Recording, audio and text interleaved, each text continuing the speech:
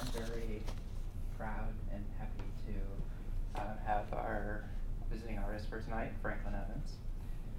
Over the last year, I've had the opportunity to work very closely with Franklin in his studio and with installations.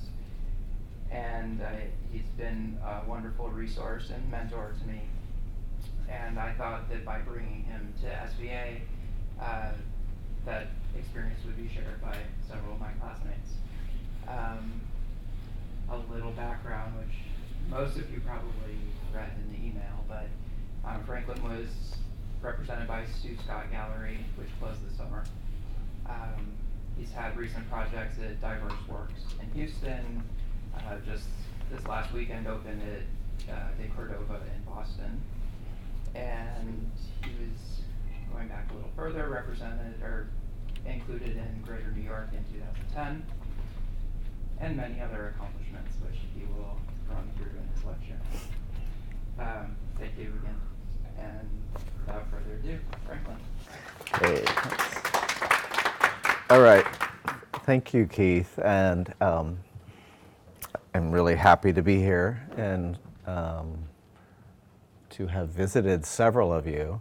Is this is working? Yeah, okay. Can you guys hear me? Mm-hmm. Yeah. Okay. Yeah, so Keith came via Kate Gilmore, I'm guessing.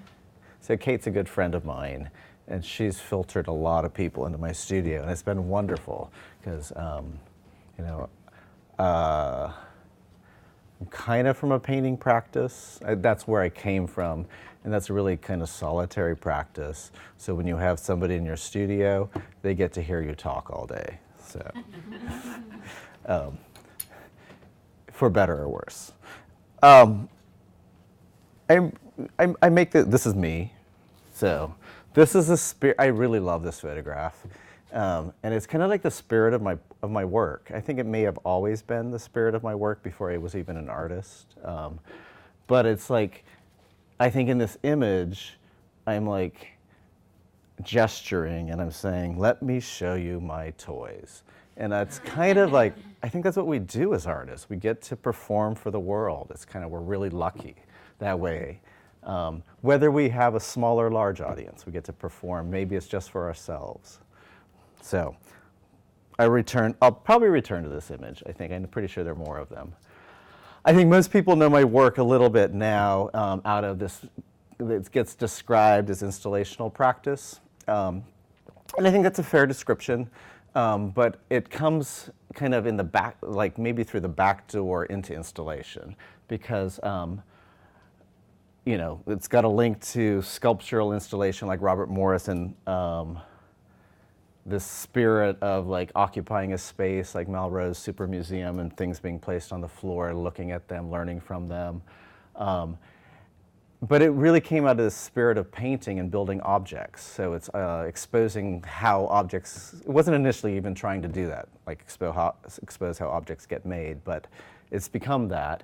And more recently, so this is why I bring this up, it's got a spirit, I think a little bit of this Samara's bedroom installation. It's like you kind of bring, instead of the bedroom being brought into the museum, I bring the studio at a current snapshot, like a snapshot of the studio now brought into whatever exhibition space that is. It's a little bit more faked than this, but I guess this is fake too. It's not really his room, but he brings in all those objects. So I think the practice is getting, at least right now, and I'm really fluid in thinking about it, it's like, it's aligning itself a little bit more with installation practice, even though I'm making objects and collaging them together. I think this might be the strongest connection is Brancusi's studio, and I think I brought that up in a couple studios today, where we're making objects, but it's not just about the object, it's the world around them, and that's how we see them when we make them. And what is the art at that point? I mean, it's the object, but it's also, Brancusi thought of it as this world, this really special studio with specific lighting, and each piece informed the other. I think I'm very sympathetic to that place. I'm also sympathetic to Mel Bachner, and this piece, I think, is he's showing his artwork very proudly, like myself 40 years ago as a child, and this is conceptually, it's like, I think it's work not meant to be presented as art, and it's other artists' cast-off drawings that he has in these binders. I think from Cage to Smith and several others. But there's a spirit of that. Like, I was really, Bachner invested in art history and thinking about art. My practice, although it touches into other cultural realms, is so linked to kind of like living and breathing art for so many years at this point. I also like installation. I mean, like, I'm connected to, I don't know if any of you were here when this happened. It's not that long ago. This is Urs Fischer's installation of Gavin Brown, who's afraid of red, yellow, and green, I think, or red, yellow, and blue. And it was just a fantastic installation. Did anybody see it? So this is Rob Pruitt's piece, Viagra Falls, kind of, silly name, but this is how you entered the space. But what I particularly was connected to was his literally taking the last exhibition, photographing it to scale, reprinting it as wallpaper, and then presenting new art objects on top. So like the guard is there, this Kenny Scharf is the wallpaper. I can't quite make out what that painting is right there. But you get a Picabia on top of a Donald Batchelor. But the Donald Batchelor was in the last show. So this spirit of like that we build on recent and distant pasts. There's I don't know, this is another, I guess I'm just showing you right now early installations that inform the practice in a way that I'm thinking about more. This is, I think, 1938 surrealist show with Duchamp kind of messing it all up with A Mile Long a String. But I also am going to take you back just to like paintings. I mean, I love looking at not just the representation of the image, but the actual painting, the way this thing gets applied. So I still have a love of paint, and that's where I came from. So Caravaggio's painting, I've seen this painting, and it's just like, when you see it, it's just like you can't believe that that's paint, maybe, that looks more like a very oily butter or something, something very sensorial. I like the link of that pose then to this kind of great Manet painting, which brings us into modernism. I love this collection of Manet to Cezanne, at least similar composition, similar subject to this kind of great Matisse. Then we go to Mondrian. Mondrian's really important to me in this particular area where I'm looking at Mondrian, and I think in 2007, I went to SF MoMA, and I saw this tape study of Mondrian. I'm like, wow, he didn't, I saw the device he was using to make his paintings, and it was totally foreign to me at that point. And I think it's, I'm an artist that was telling someone earlier, I don't like all these preconceptions about what I'm going to build. I have an accumulation of experience, and even at that time at various points, from as a 20-year-old, a 30-year-old, we all have these various accumulations, and I allow those accumulations to start forming meaning, and they become more meaningful, I think, the longer one lives. So I remember, so I just absorbed that. I was so fascinated by it, and there's no, coincidence to. I think, when I look back now, I was like kind of a historian on my own life, but 6 months later, I really do start using tape, in a way that I'd never used before. But I didn't consciously say, I'm going to try to make this. There's a link to Newman and tape and his zips. I totally used this in my recent installation, this Newman painting, which I'll show you. And then, this kind of predetermined way of making paintings like Frank Stella.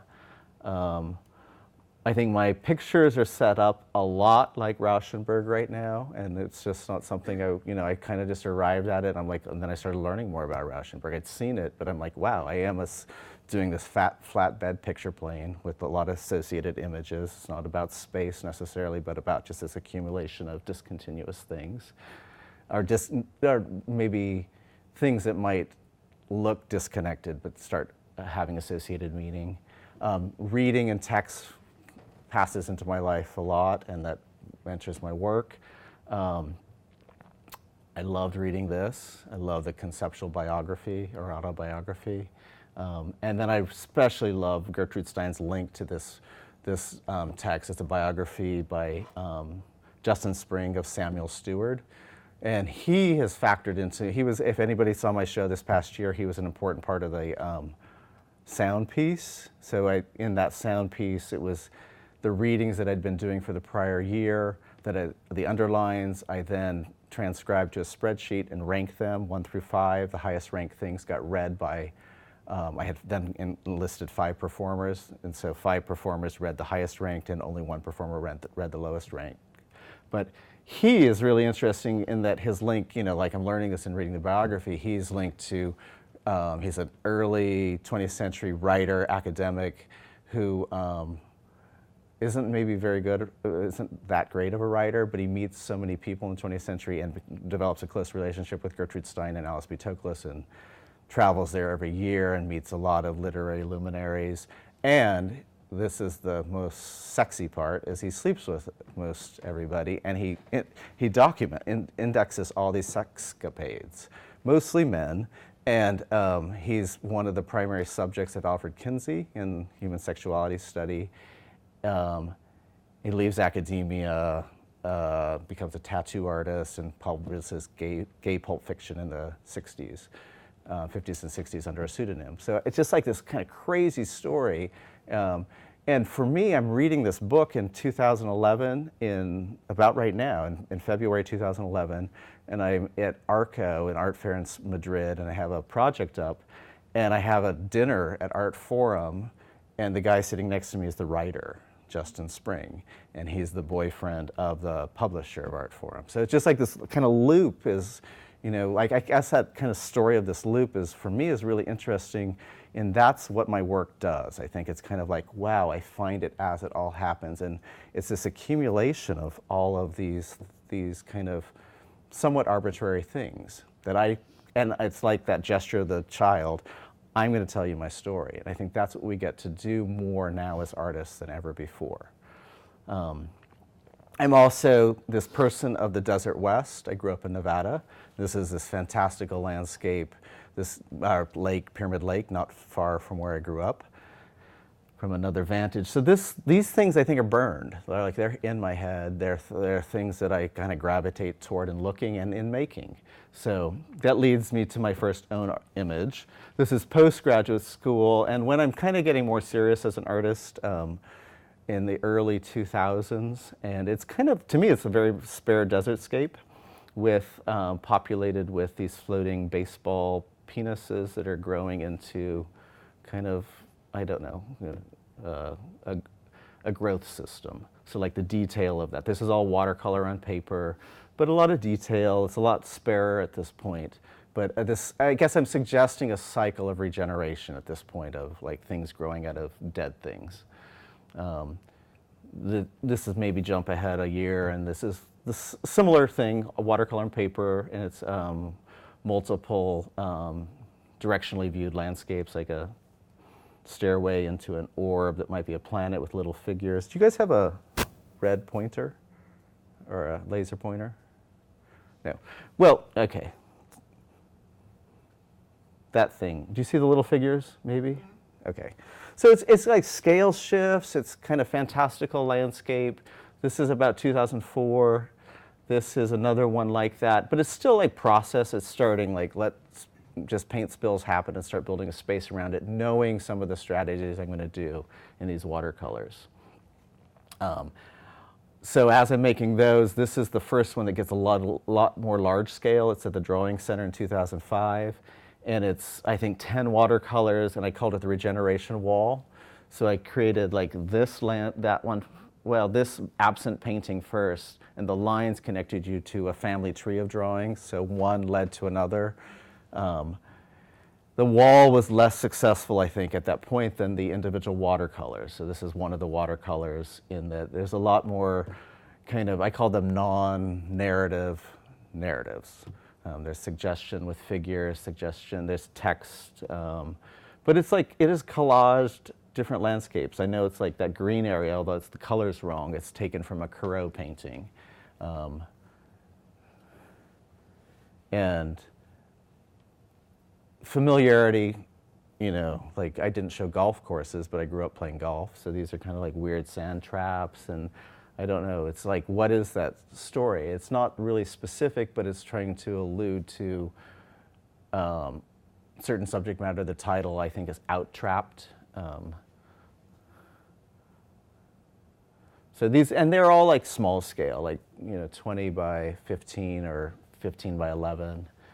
But, you know, pretty densely worked. And this is the first one simultaneous to that. I had my first solo show in New York with, and they were all watercolors, each of similar scale, lots of density. And I think it's kind of familiar to work that was kind of neo-psychedelic that was happening then, but it's still, you know, I think it's like in my own place. I'm,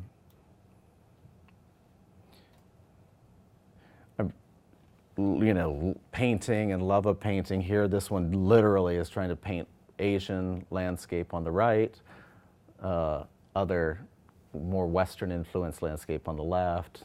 It's called, I can't remember the name of this one, but, you know, there's 3 figures at the base and they keep repeating. I'm also, you know, at this point, you know, I come from a generation, like, I mean, I don't know, like now everybody's gay or everybody's really comfortable with being gay.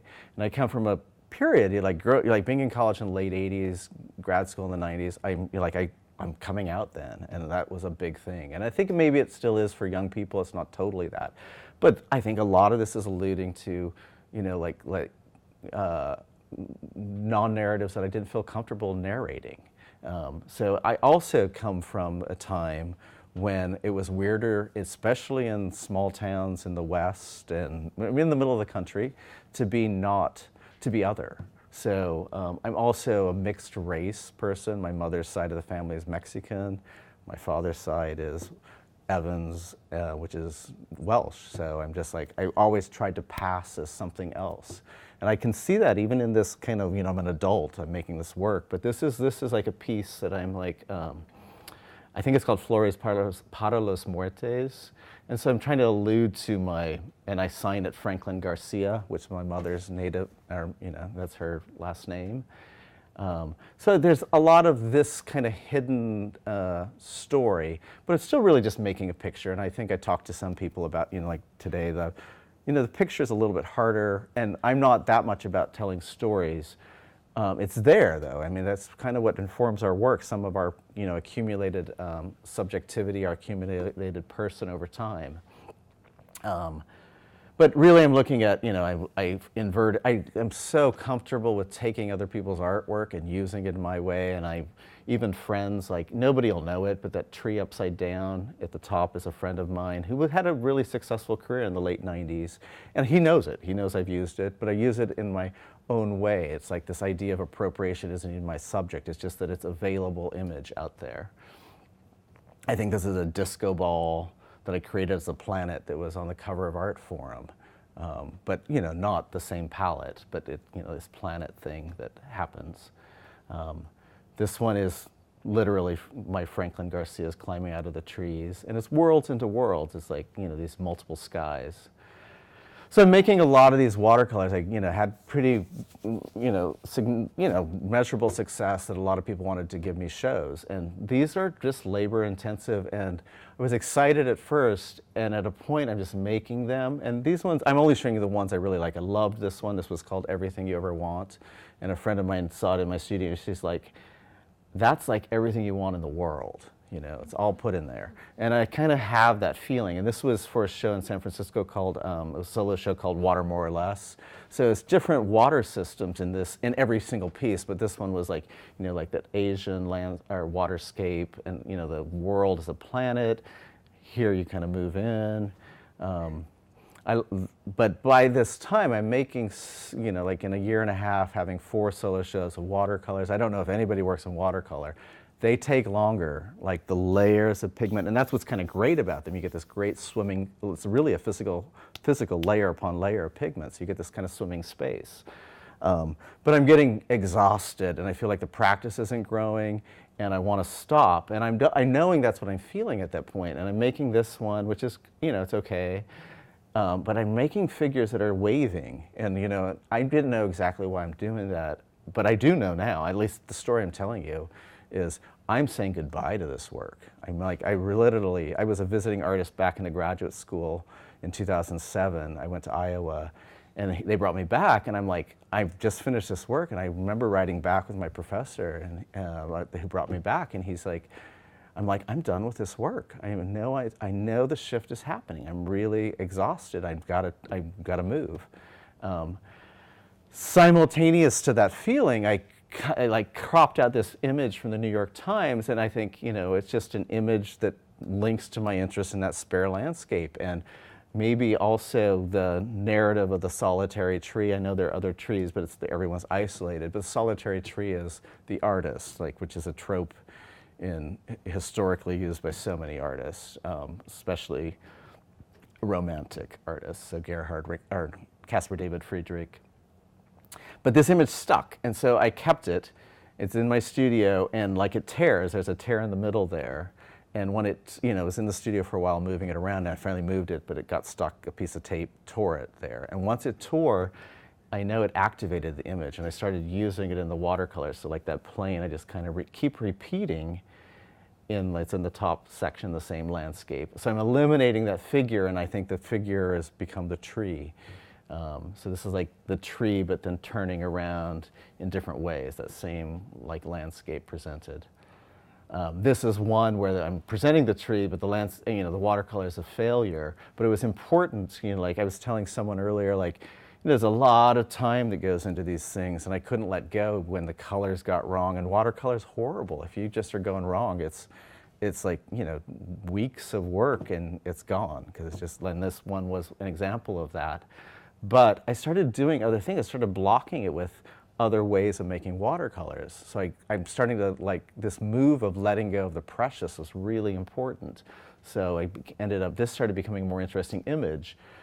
I also found this computer slip where this doubling or tripling of that created this Z composition that I used in this more or less successful watercolor. But I started incorporating other watercolors to expand from that single picture. So this is really important for me, because I'm letting go of the watercolors. I'm also expanding from this really contained frame. And so there's the second watercolor, the third. I have this, I'm just showing the crossing composition. This is what my studio looks like in, I guess summer of 2008.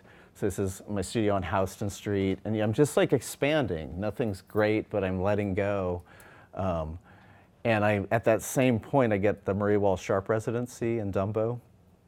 And so I have an empty studio to move with. But with these ideas of this expanded watercolor that's not just a watercolor, I kind of like some of the things I did where the tree is starting to be digitized and pixelated, and then I have it hanging over there a little bit more in front of the picture plane.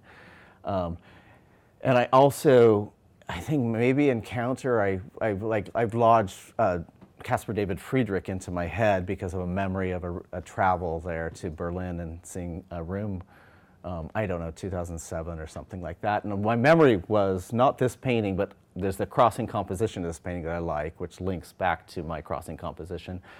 And this is a stretch, the crossing composition of the Stella. But what I'm really linking, and when I moved there in 2008, is Stella's predetermined,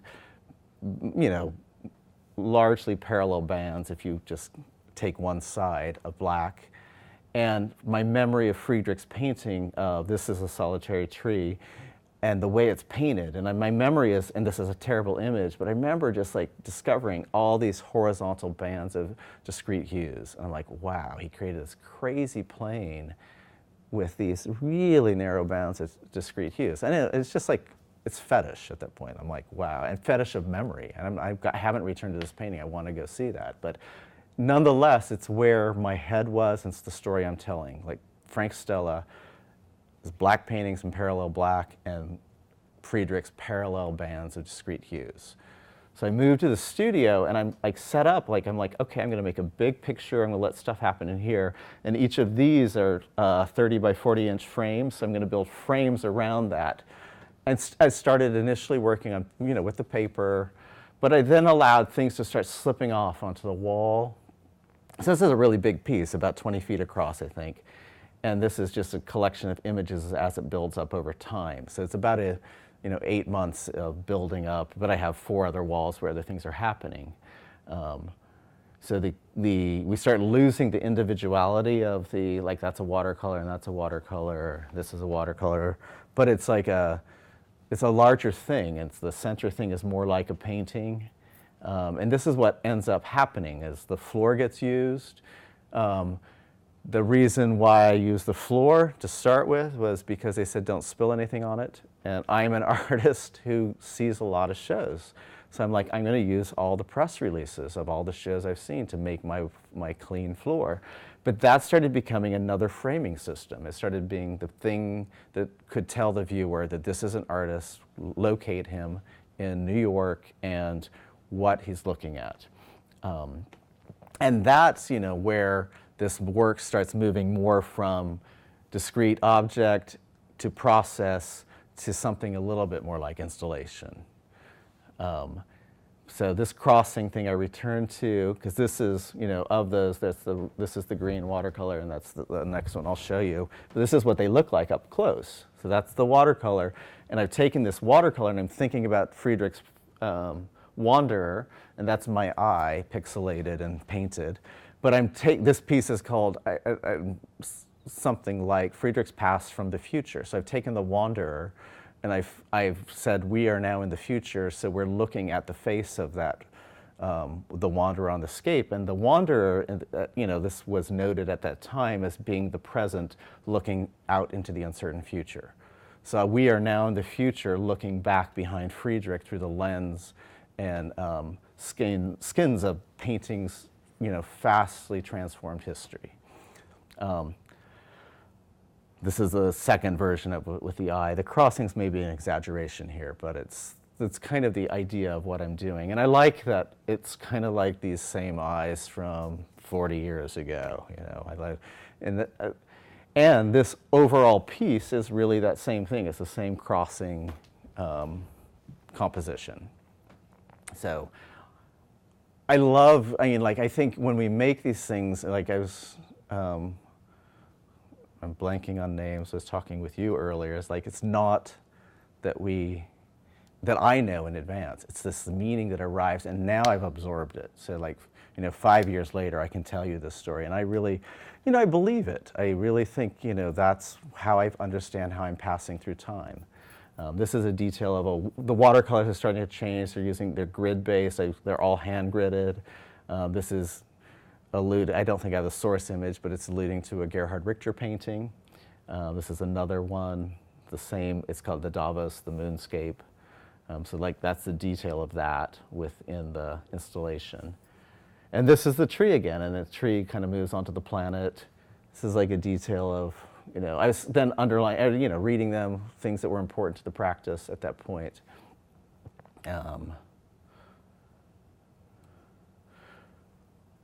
So this is the piece that gets me some new attention, and Sue Scott was the gallery. She came to the studio and she's like, I want to give you a show in 3 months. And I'm like, okay. I'm a little reluctant about that time frame, but I'm really glad I did it. So that piece got transformed into the gallery. So it's not the same. And what the work becomes, it's like I'm saying, I don't know if I said it earlier, but my work is a snapshot of the studio. I did say that. A studio at a moment in time, and it really was. This is where it was. It's not it's kind of a replication of the piece, but it's more a replication of the processes of how it was built. So she gave me August to install. So it's like time is super important to getting these things done. And so this is the show in 2009, September. And new things happen. Not all this stuff was in the studio.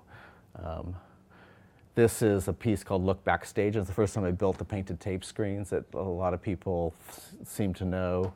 But it's like on the wall grounds that I paint all the tape and then build these architecturally. And I built it not, as a object that links to Robert Morris's corner, but it got written about that way. But I built it more architecturally, that you had to move through the space and get to this thing called look backstage. And through this little gap, you could look at the whole painting that I'd made in one shot. And I did that specifically because this pole would be in the way of if you went back in your natural tendency to look at the painting from the opposite wall. So I forced the viewer to take it all in at that spot.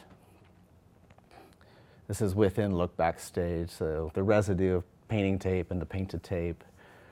I can't remember what this is called, but watercolor that climbs to the floor. And I really loved this watercolor that was in the center there. This was called Turning Time, and it's like a floating, I thought of it as like a landscape without a ground, so a planet. But it's it's like a planet with lots of mosaics, and then the same tree that is around the circumference of it. So painting that tree a lot of different ways, including that way. And this is the details that, different ways of cutting tape and color associations.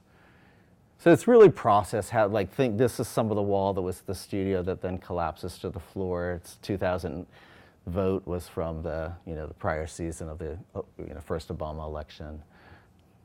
And this was a piece that it's called Temporary Thoughts. It's literally books on top of this, just a shipping tube with painted tape. But it was the first piece that sold in the show. I'm like, wow. I'm like, it's not just an installation, but these people are seeing the objects in them. And it was the idea that this collector really got into, that these are the books that are around as this work was being made. That's the floor that got lifted up and created, double windows. This was a window in the gallery. Did anybody go to her gallery ever? Sue Scott was on Rivington Bowery. So I know Keith did, but she had this great window. So this window I blocked and, populated with some of the reading, but you looked out the window and you saw a tree, which the tree was a big subject in this installation, that tree, not that tree outside. But I show this tree again because it's like, okay, the tear, and it's just like how much you can get out of so little. It's like a little image that I somehow gravitated toward. It tears, I put it in the computer, and it's when it doubled like this. Somehow it slipped and it doubled. And that's the image that I use, is this second landscape. And I pixelate it, grayscale. Here's a version of it in primaries, spiraling in kind of Fibonacci sequence.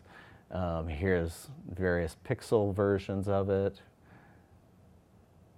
And I just like this image that's the same thing can produce so many different things. I'm not really using the tree. It's been a while. I mean, this is like a 2011 watercolor.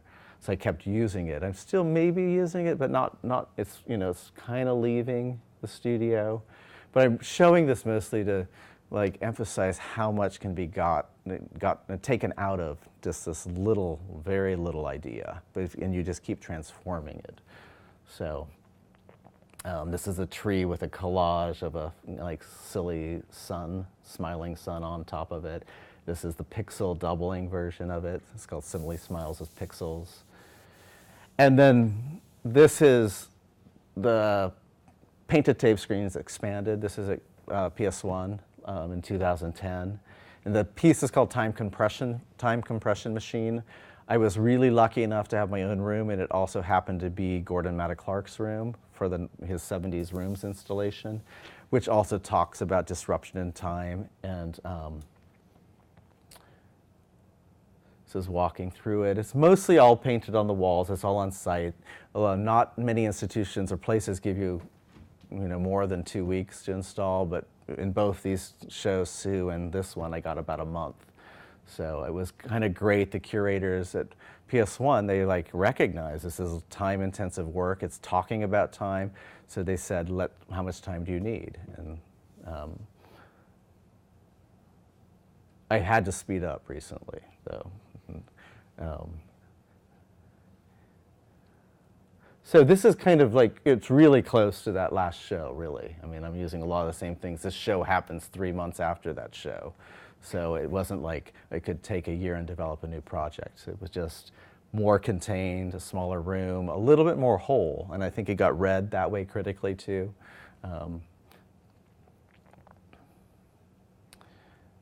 I utilized the ceiling a little bit more. It was still the press releases. The press releases, I cut out all the images, so I wanted to make it be more about the text of those press releases. This thing hanging from the ceiling, I mean, if you can remember it, I'll show it to you later. So this is it's called painting suspension, but it was really my drop cloth, so I didn't get a lot of stuff on the floor, but then I suspended it there, and it's since become a painting. So I think this is actually a good moment to inject. I think my work is super linked to Daniel Buren's consideration of post-studio practice, and what's the piece in the studio? I don't know. It's early '70s piece. I'm not. It's something like in the studio, but it's essentially that the site of making work and the site of showing work. So production versus consumption are two different places, and it's he talks about Brancusi actually, that the work has to leave that special sacred space in which he thought most highly of his work, and it kind of goes to its death in the artifact collector place, the museum, and I think what I'm conversant with that discussion, but I think what's interesting about my work, and I think in my Houston show somebody latched onto, is my work is talking about the studio. I'm presenting it in the consumption space, the gallery, but I'm really interested in how the work exists in the gallery space, and I learn from it and figure out how to produce it or to finish it. So this painting gets finished later. So it's this kind of circular conversation. So this is just more detailings. I don't want to go crazy long here.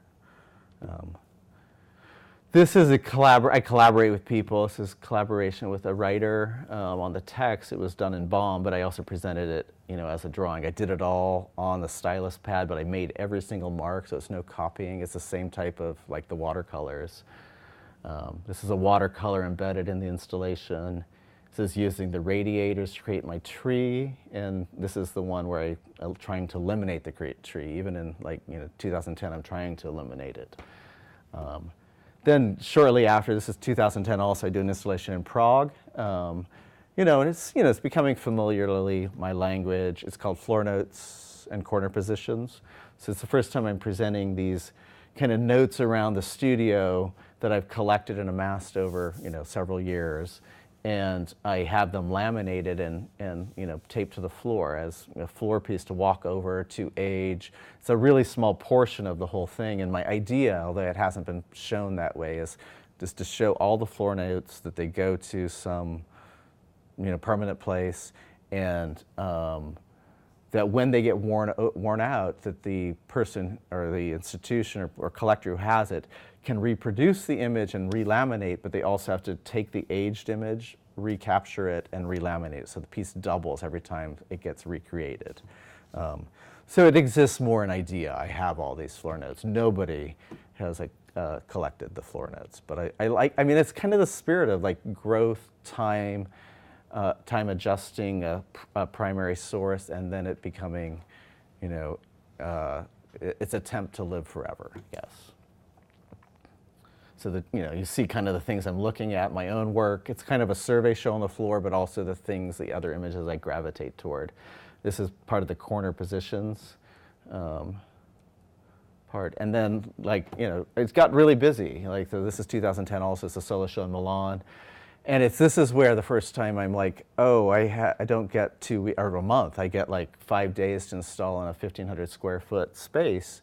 So I thought, I've got to build my walls in advance. So I started building things on canvas in advance, just to do the installation. Everything was a doubling, so the tape screen, the two watercolors, or two floor systems. One is a rephotograph. The right side is a rephotographing of the press releases at Greater New York after they'd aged, so the torn versions with the extracted images, and the left side is the actual images blown up to the same scale. So this is what got printed and laminated, was this photograph of the aged press release from Greater New York. So this is the image that had been cropped or cut out and increased in scale. Those are images. So the image climbs up to the image watercolor, the text climbs up to the text watercolor. So that's the text watercolor of the same image, so trying to capture those two things in their different not configurations, but things embedded in. I can't think of that word. Okay. In here, though, I'm realizing, okay, these things that are canvases I build in advance to try to make the installation walls in advance are paintings. Like the dealer sells all these canvases, and he's like, these are paintings. And I'm like, it's kind of, I come out of this love of painting, making paintings, moving into this just process-oriented work, but I ended up having these objects, So it was very eye-opening that like these things, this is the tape screen that did the doubling of it, kept down, rolled.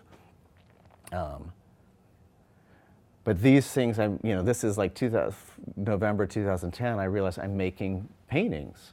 This is a doubling, that's the painting on the right, this is done on the wall on the left.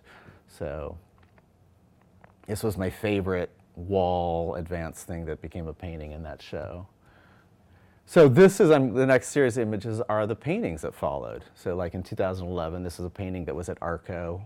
And it's all, I'm starting to get a little more trompe-l'oeil in the work. So like that, paint stir stick gets painted on there. I paint in the shadow. I paint in the tape that was used as blocker. A lot of people, I've seen it at art fairs where they'll look at the paintings, they're like, oh, well, that's just tape on there. But it's trompe-l'oeil tape. And all of these were shown in 2011 at Basel. And they're large. They're body size, 72 by 72 minimally. My tree is in the center of that one. But so I'm making paintings because like as an artist, it's like you have institutional support, you have commercial support. And I'm doing a little bit of both. I'm realizing, okay, I have something that collectors support. It allows me to do this more too. And I love making paintings, but I don't want to just show paintings. So I'm simultaneously, this is an installation in late 2011 where I do a Barnett Newman in the corner. And I'm also this artist who collaborates. This is collaboration with Trajal Harrell. Anybody know that choreographer? He's awesome. He's amazing. I mean, he's like the golden child right now. He got the Creative Capital. He just did a performance at PS1. He's amazing. But we collaborated. This was at the New Museum in 2010, where I designed the floor piece for the installation. This is all at the New Museum, but it's traveled. It's been at BARD. It's been at the ICA in Boston. And this is a kind of interesting collaboration. This is a show at RISD called Collision. It's, I think, it's 2010 also, where my tape screens, but I also start on the walls. But it's 17 artists organized by Jackie Sicaccio, and she's a really interesting painter. She has 11 Rivington, and Judith Tannenbaum was the curator at RISD. But 17 artists, we all go in there about a day or two, and we layer upon one another. And that's really the kind of spirit of my own studio. I thought you guys might like this because then, even your professor, maybe there are other professors, but that's Marilyn Minter's Caviar, I think, video up there. This is where my work sits, is in, this could be my work. It's these layers of media and mostly non-preciousness. This is a collaboration at PS1. Called Balcony Scene, and so this is like Tina Signal and Maria Abramovic, so kind of a parody of the Balcony Scene with those two as the leads, and Jerry Saltz and Roberta Smith as the other two leads. So, playful institutional critique. This is the recent show. This is Sue Scott again, but now 2012. So it was about a year ago, it was March. So this is like, I love this because you saw Temporary Thoughts, the actual books on the column. This is really linked to that piece, but also linked to the press releases. So it's a floor piece, you had to enter the gallery, you have to walk over it. A lot of people, it is my reference to my studio library. So it's photographs of the books in my studio library. They built a sculpture that is on the plexiglass case covers. So you have to walk over kind of this foundation or this idea of foundation, but it also exists as a painting on the ground.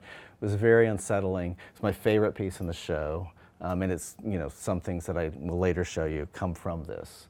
So this is the installation. It's paint. That's like a painting over there. It's watercolors, watercolors. This is these photographs that are also trompe-l'oeil, you know, like fake Polaroids. So I take images, compress them to the square. This one here that's on the floor here, that was the thing that was floating up above in PS1. That was painting suspension. It's kind of become more complete. It's still not finished. And like that painting over there is not finished.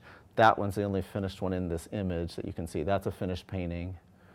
Oops, let's get that out of there. That's a finished painting over there. But it's like, you know, this is, Keith helped me with this installation last year. So this is, you know, my library comes out of this other library, Smithson's library, called Smithson's Library Expanded, Flattened, and Stacked. So I, you know, like when he dies, there's an index of all the books in his library.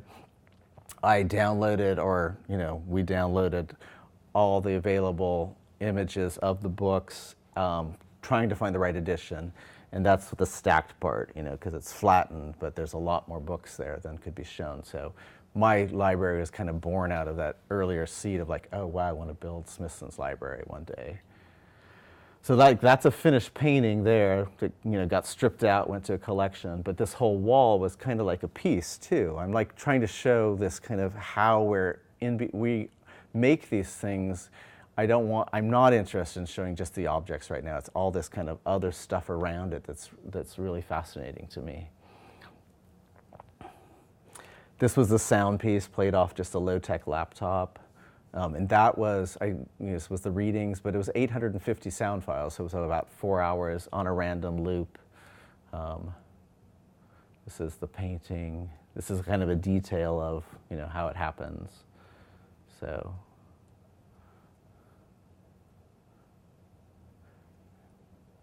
it's kind of like even trompe-l'oeil of the gesture, because I like that, you know, swoosh of vertical white is really the slip off of tape thing. And so that's a whole tape blocker that I've then painted as. So it kind of goes back to really conservative or traditional notions of making paintings, of working from observation. So it's a really fun ground in which to operate. It's that painting. So that's this one. This is the only painting that nobody wanted. It's too big, or maybe they just didn't like it, so it's still in my possession. And I got to use it in a later installation, so, which I'll show. But what I like about this is, like, you know, like this area, I had Jim Hyde. You guys had Jim Hyde here probably a few months ago.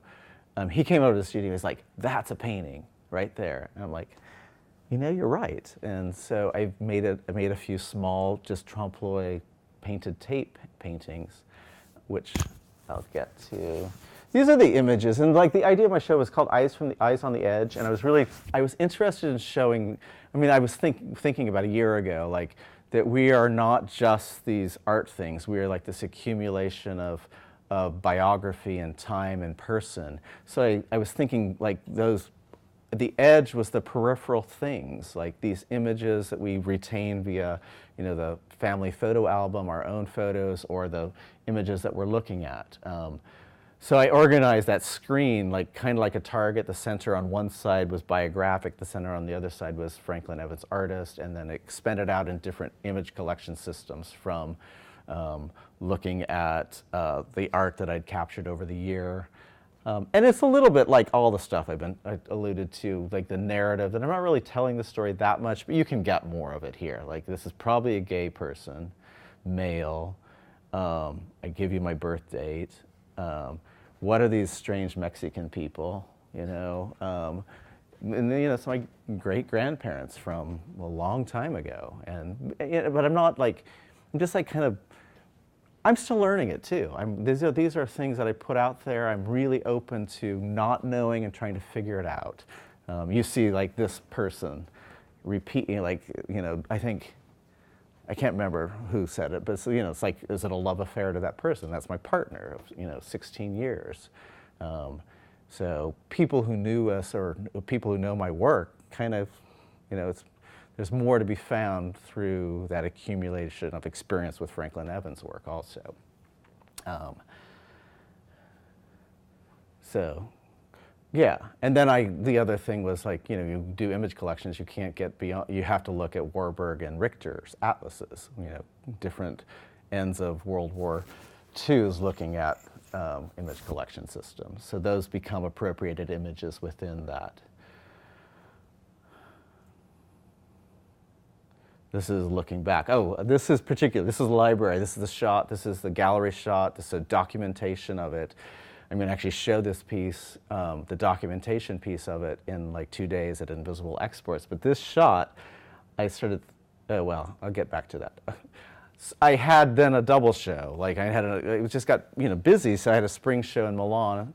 And I just need time to develop. So like the best idea for me was to make the same ideas, but to refer to Rauschenberg's Factum 1 and 2, two different paintings that are, on quick looking, very almost identical. So I said, I'm making the identical show. So this is, I'm not sure if there's 1 or 2. One's in Los Angeles, one is in New York. This is my show in Milan. So I have 5 different paintings, a different kind of light. It's the same dimension library system. Smithson's library has become a pinball machine over there with the lights. Not as many photographs, but it's the same number of paintings, the same sound piece. And so it was like the show was called Flatbed Factum 02, so a reference to these double paintings of Rauschenberg from the 50s, but as a double show in 2 different cities. Sorry, the lines on the floor belong to the gallery? No, that's all me putting them there. Yeah, so it's like building up. It's kind of a very Stella move, like this is my given, the chair is my given, so I have to move around all that stuff to complete it. So this is the Flatbed Factum 2 painting. So another painting, a couple other paintings in the show. So I bring up this image now. So like, I think just to that point, not even very long ago, this is like this last image, this is April, May 2012, less than a year ago. I'm starting to think more about now installations, this particular, so I read Claire Bishop's book. Have you guys read that? Installation History, so I'm like, wow. I'm trying to, everyone's discussing my work in this world of installation, even though I'm not thinking about it that way. So I read it, and like this particular, I love Irwin's work, and just that you can stare and just be so adjusted, and you learn. And one of my favorite shows this year was at Pace. There's Irwin's show this past fall. So I made a piece that talked to this like Chicago installation in the 70s, where he strips all the paintings out and he highlights the column by using a black tape around the edges.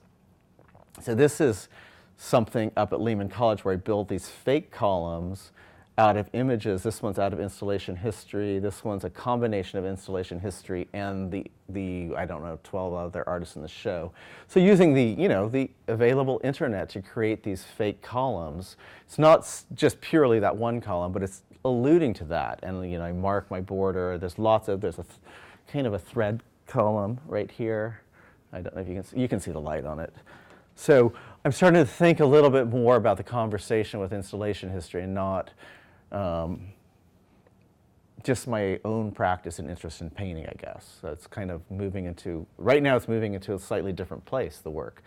So this is that same image I wanted to show you. And I took this is what I thought I was going to show up there in this show it was called Space Invaders at Lehman College, which is supposed to be about installation, but it was really more sculptural for almost everything. So I took this painting, or this documentation of the installation, turned it on its side, stretched it out to 20 feet by 5 feet, and I printed it digitally on canvas. This was the plan for that show. I didn't get to build that there. I ended up building the columns.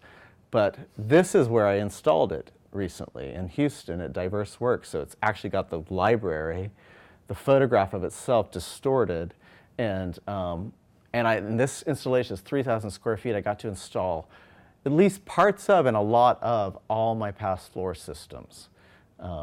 So this is the library again, after it had already been aged and walked on at Sue Scott.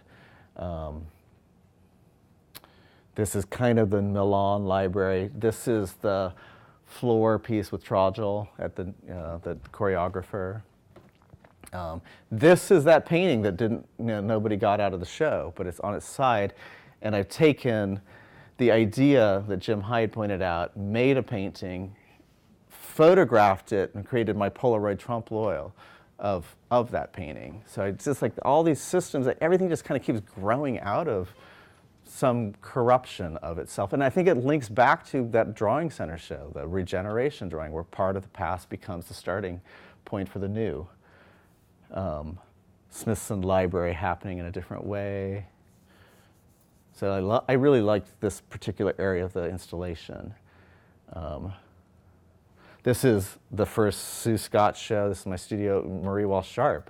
I've kept some of these things. And like their aging is so interesting. Like when any gaps in those shows, I would put bubble wrap for people to walk over so it would pop. And we just keep filling it up as it gets used. This is a new floor piece that kind of climbed out and onto the sidewalk. It looks like a reflection, but you kind of see it's been painted. No, I don't know. I can't show you that very well. Sorry. I like putting chairs in, like really close to the wall now, I'm realizing. So you got to sit really close and kind of, I want you to think and stare. So this is the installation from multiple vantages in Houston. This is the outside. I really loved it from the outside because it's just all lit up. And then, like this is just like 2 weeks ago, that same library that was at New York and in Houston now got installed in a private collection in Austin, and like she's amazing. She's like got this collection about collecting. Like, so it's not just art, but about people who just collect stuff. So she's got all this taxidermied stuff. So I'm like, I want to put an owl on stacked books next to it as we do that. And she's like, that's great, And so this is, it just kind of keeps having, life, this stuff. And this takes you to an image within that, and that's The Secret Historian. That's the book I was talking about. And this was last week's realization. This is my installation in Boston. So The Secret Historian's up there. And I kind of, as I'm making art histories, I'm like this guy that loves art and thinking about art. I'm not an art historian, but I kind of have that amateurness love of art history. So I realized that, my story with that and my new connection is that I am this secret art historian. So my work it absorbs that, it uses that. I didn't talk about any of the other things. I've curated a couple big shows. One was at 9 galleries on the Lower East Side, so I do tons of studio visits. It was called Lush Life. And I curated a show at Apex Art called Perverted by Theater as I'm starting to collect those press releases. So I'm like this artist that uses art history to make visual work. So this is in the install. And this is I built a fake library, but it was the library of the books of the 14 other artists in the show. So me being an amateur art historian saying, let me look at, Kate Gilmore's practice and Jessica Stockholder's practice, and here's the books that would be in their library. So each shelf was a different artist. And I don't know, are you guys interested in provisional painting? Last year's group was like so invested in it. I don't know. It seems like the people I saw today are not. And I'm glad. I think it's kind of like, it's a nice idea, but like this is, again, telling my story.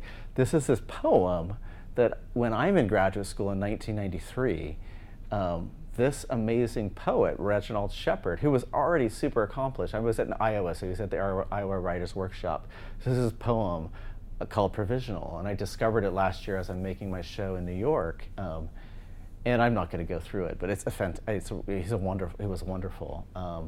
And this is him in 1993 in my studio in Iowa. This is the work I'm making back then. And he's reading gay porn. Which is my source image at that time. And then I'm back to, okay, I've told my story.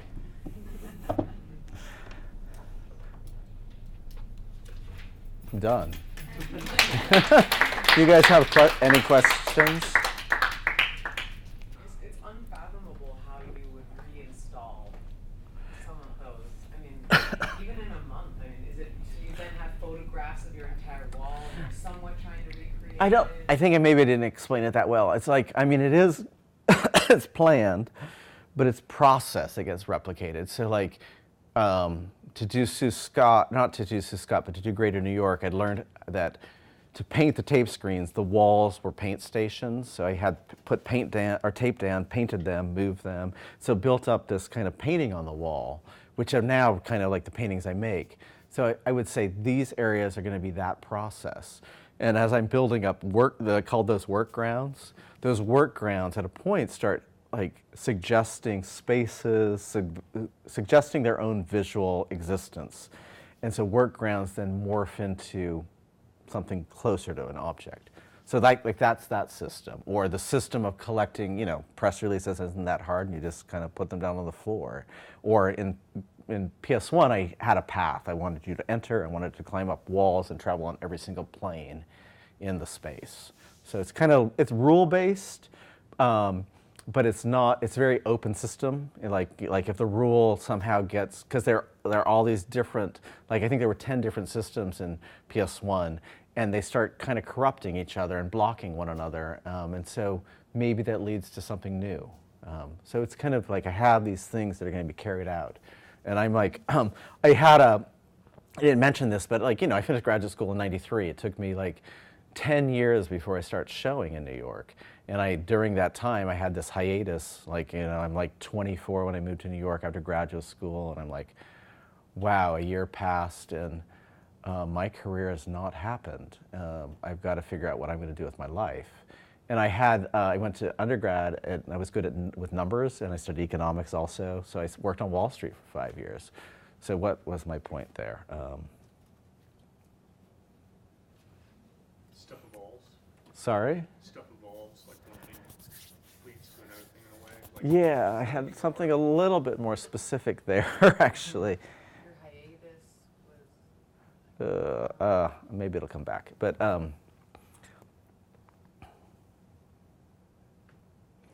Systems, maybe. systems, process. I don't know. They get replicated. So like, let's say you have a tape in the studio, it's a piece of tape. So will you actually take that piece of tape, or you'll go through the No, I'll entire take a lot. I process and transport, like, you know, like a much earlier painting in that Italy show where I first realized I had paintings. I transported painted tape, but I'm also painting it there too. But I'm like, there's a lot of great stuff that I'll transport. Sometimes in transporting, I'm like, oh, that's way better than what it was. So the tape got on one of them. I just permanently adhered it. I'm like, that's staying there. So it's really these, yeah. It's you do need time. And this show in Boston was, I had like 7 working days. It was a smaller room, so I couldn't really have helpers in there because everything's too fragile. But I had it planned. Like that's the first time I really had all the walls. I painted all the walls in advance of just one system before I even started anything else in there. So I'm like, okay, let's change the ground instead of, you know, having the white ground. Like you can see it in that last image. It's just a lot more color than, you know, like in the earlier work you have a lot of white grounds. So. How do you define the limits of like how to deconstruct the installation? Like, for example, you were mentioning in one of your works, like someone was interested in that column with the books, but at some point you had a vision of that as a whole installation. No. Like, how do they become objects that? Yeah, I mean, I think at that point I'm not seeing it as a whole installation. I'm definitely not, and even in. But even when you talk about your paintings and like, but they're in a wall, but they're never just a painting. They're always having like they're spreading out to the wall or to the floor. So how do you define the moment of like, okay, this can be sold or taken? I think when it gets taken out, it's kind of like it's kind of like and I think what I'm talking to in that is, it's the same as even just a pure object maker. You know, it gets taken out of your studio and you lose control of where it's shown, what it's shown next to. This library being installed in that space, it's like I loved where it was, but what's next to it? Is it a Nick Cave or is it another library? And those change the meaning of the work a lot. So I let go when they leave, and I know, like, I'm a practical artist too. Like I need to be able to fund this work, and I love making. I'm not like copping out and trying to make work that sells. It's really what I'm making, but I let go. I'm like, okay, that can go. It would have been thrilling, like that one wall I showed you where it's like the finished painting and then the process things next to it. I really hoped somebody would get that whole thing, but at a point,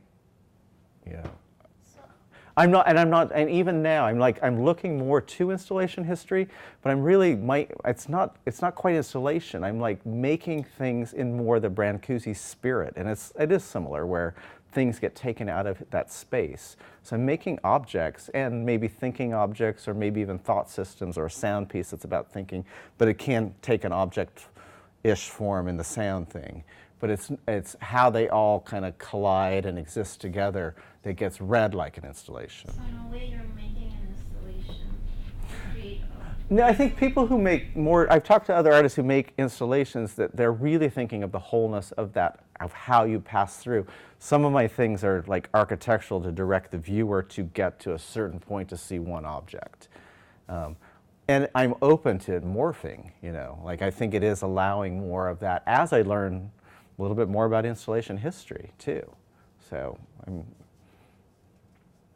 you talk a little bit about how you managed your practice while you were working on Wall Street? Well, I kept a studio that I paid for and didn't use very much because it's like a lot of work. But I feel like, this is, I think one of the realities of the art world is you have to be able to figure out how you fund doing this stuff. And I have a lot of friends my age who, life is still really hard. No health insurance is a crazy risk, and there are few that really make it like to a crazy place. So, I mean, in New York especially, you can move to other places, and I think there are a lot of other, like Houston has kind of a vibrant young art scene that's more doable. It might be harder to be internationally, involved, but there are other options too. But my work wasn't ready. I mean, like right out of grad school, I can look back and say it totally wasn't ready. And it took like having, once I stopped in 2001, I'm like full time, and I've been full time, and it's allowed me to investigate, so. How big were those watercolors, did you say again? As small as like 15 by 11, and as big as maybe 30 by 40. So mostly 30 by 22 though. I tried to make one giant one for that San Francisco water show, and it was the wrong media. It just started looking like wallpaper. So, but my paintings aren't that dissimilar in a way from what I'm doing now. So.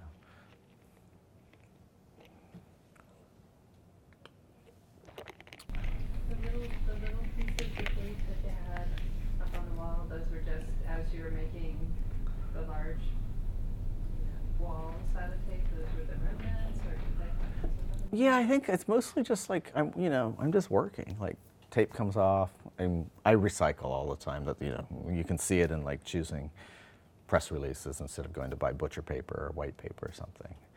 So I'm an economizer. But yeah, so and I think those like non-thinking things, I'm like they're often better than my more forced decision thinking things. Even like the kind of residue of paint on tape, I go like, wow, that's so great. But I can replicate it, but it's just it's something. The looseness of it is more exciting.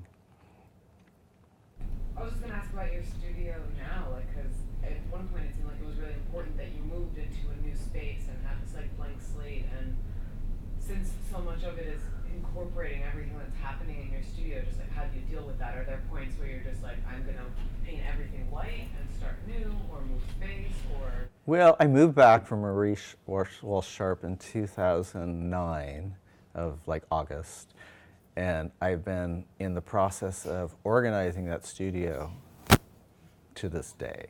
It kind of gets mostly organized, or at least maybe not even mostly, up to about 30% organized, and then just too busy. Like I just have to make stuff. And I mean, Keith can attest to that. He's a really good organizer.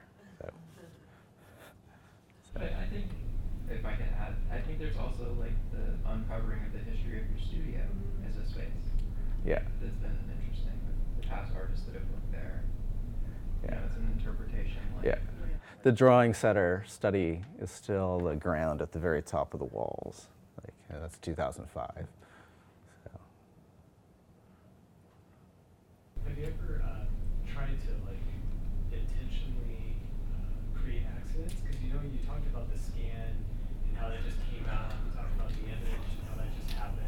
And like paint just happening, paint residue on the tape. But Yeah. have you ever like try something that just you don't know how it's going to come out, but you know it's not going to be anything that you can plan? Yeah, I mean, I think I do that. I'm doing that, I think, right now for doing an installation at Abrams Center. It's a total experiment, and right now it looks really bad with what's happening. But it is intentionally taking a known image, found image, knowing how ways of disrupting it, bringing it back in digitally, and printing it at a different scale. So I know the accidents are happening, like in it. But do you mean something more other specific in a way? Just like Yeah. you talk about having like certain systems, so like when Yeah. you do an installation, you've already kind of got like I'm going to do this kind of system there, I'm going to do this kind of system there. You're kind of knowing ahead of time like how you're working. Do you have like a step in your system or in your process that is really going to mess things up, and then you see what happens with the accident, and then you just take that and then do something. Yeah, I mean, I think not maybe to a crazy enough degree yet, but usually there's an area, definitely like at PS1, there was this corner, that was the cleaning, like just, all the paint goes there, and I just don't pour out stuff. It became like a little Pat Steer-ish, but, so it wasn't that known because I didn't know the colors I would be putting there. But it is a lot of random. It's like, I think, alluding in your studio, you've got all your styrofoam, they're in good positions, you should just blast it with a bunch of paint and then take it away and see what happens. You mean something like that, right? Yeah. I haven't gone that crazy myself. So. She wants to do that in my studio, Yeah, but okay. she does that in her studio. Well, you guys should collaborate. Yeah, but I think the wilder you get with those, I know one accident that I haven't ever shown publicly, but it was in cleaning up my Marie Walsh Sharp studio that I want to show one day, that I just couldn't have anticipated. So, well, thank you guys. Great.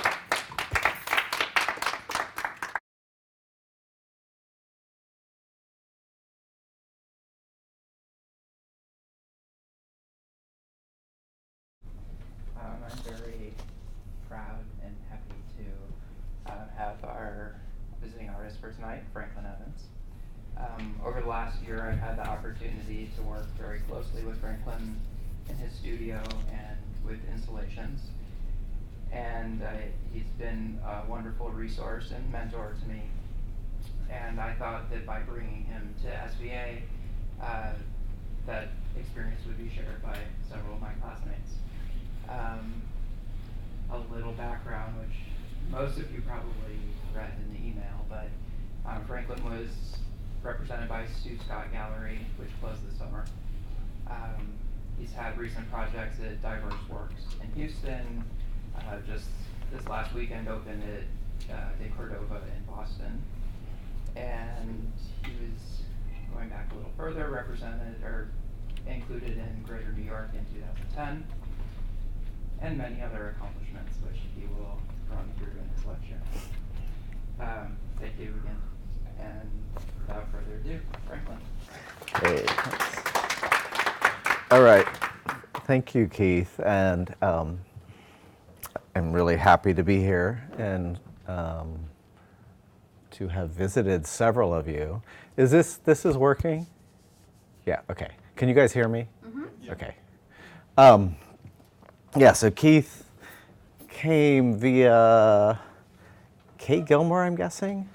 So Kate's a good friend of mine, And she's filtered a lot of people into my studio, and it's been wonderful because, you know, I'm kind of from a painting practice, red, yellow, and green, I think, or red, yellow, and blue.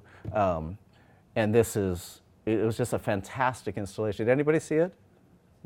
So this is Rob Pruitt's piece, Viagra Falls, kind of, you know, silly name, but this is how you entered the space. But what I particularly was connected to was his literally taking the last exhibition, photographing it to scale, reprinting it as wallpaper, and then presenting new art objects on top. So like the guard is there, you know. This Kenny Scharf is the wallpaper. I can't quite make out what that painting is right there.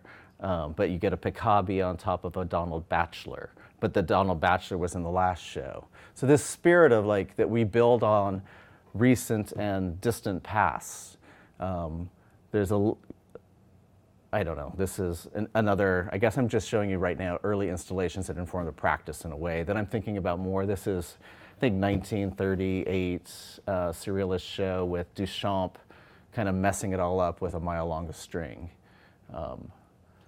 But I also am going to take you back just to like paintings. I mean, I love looking at not just the, you know, the representation of the image, but the actual painting, the way this thing gets applied. So I still have a love of paint, and that's where I came from. So Caravaggio's painting, I've seen this painting, and it's just like when you see it, it's just like you can't believe that that's paint, maybe, that looks more like you know, a very oily butter or something, you know, something very sensorial.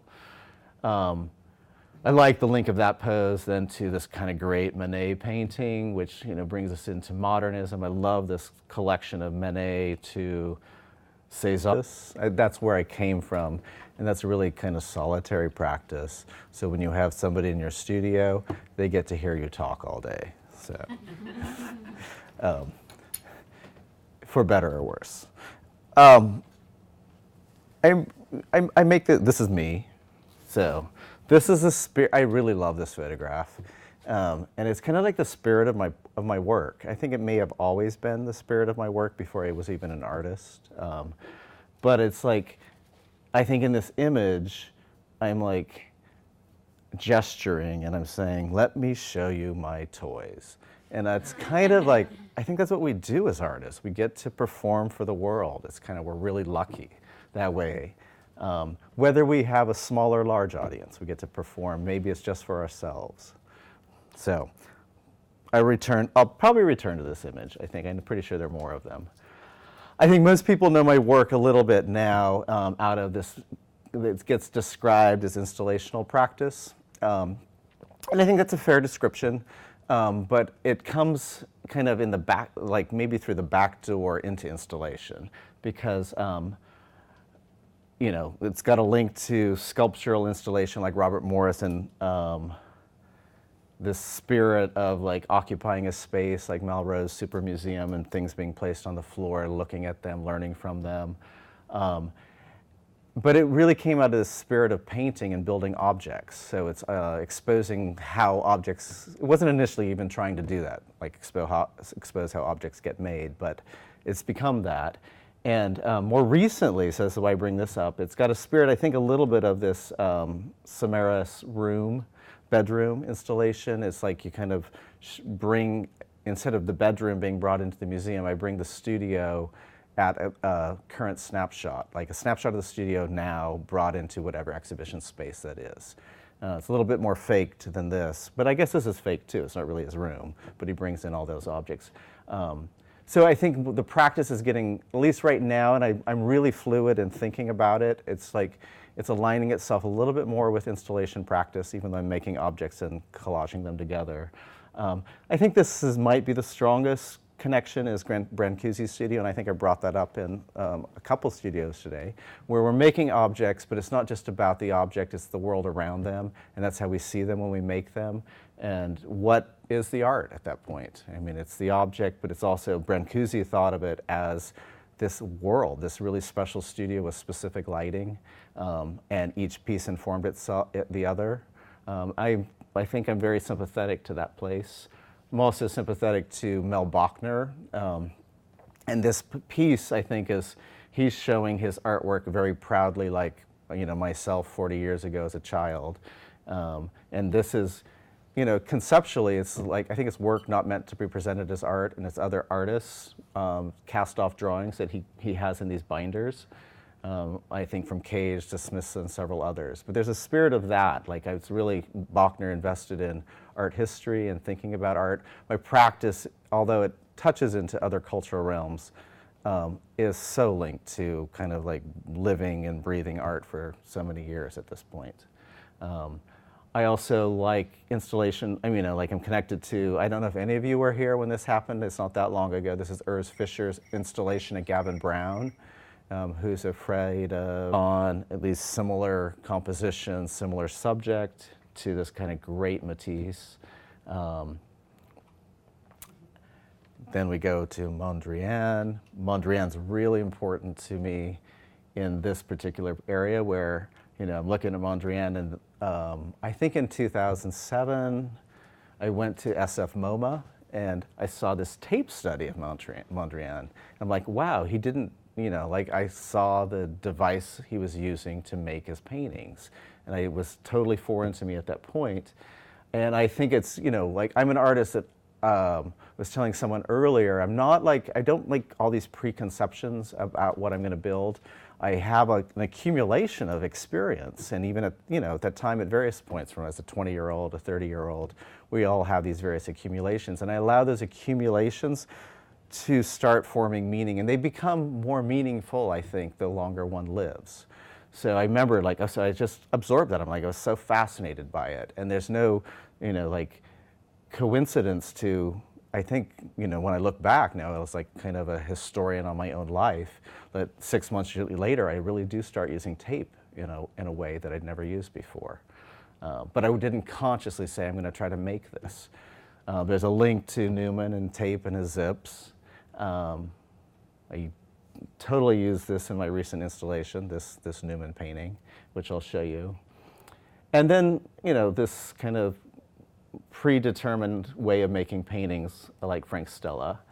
I think my pictures are set up a lot like Rauschenberg right now, and it's just not something I kind of just arrived at it. And then I started learning more about Rauschenberg. I'd seen it, but I'm like, wow, I am doing